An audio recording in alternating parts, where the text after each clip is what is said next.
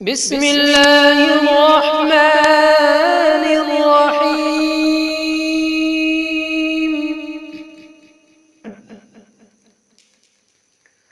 قل أعوذ برب الناس،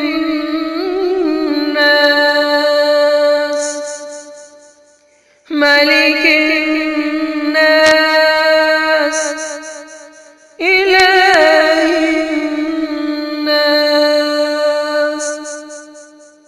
من شر